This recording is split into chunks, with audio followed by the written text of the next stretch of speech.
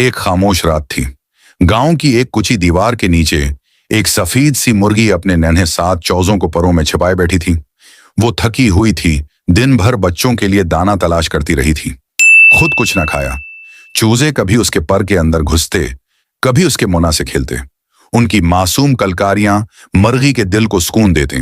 वो उनकी तरफ देखती और बस मुस्कुरा देती। अचानक दूर से कदमों की आवाज आई। शिकारी आ रहा था। मुर्गी ने चौजों को और करीब कर लिया। उसकी आंखों में खौफ उतर आया, मगर उसने बच्चों को कुछ महसूस न होने दिया। फिर एक लम्हे में जाल गरा, मुर्गी फंस गई। चूजे चीखे, दौड़े, मगर बेबस थे। मुर्गी बस एक बार मड़ी, बच्चों को देखा, आंखों में आंसू थे, जैसे कह रही हो, तुम्हें मेरी मां कहकर पुकारना, बस यही मेरा फख्र था। शिकारी उसे ले गया। चौजे सारी रात मां के खाली परों के पास बैठे रहे।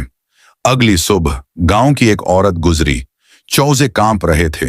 उसने झुककर कहा, डरो नहीं, मैं हूं ना। तुम्हारी मां की जगह कभी नहीं ले सकती, मगर अकेला नहीं छोड़ूंगी।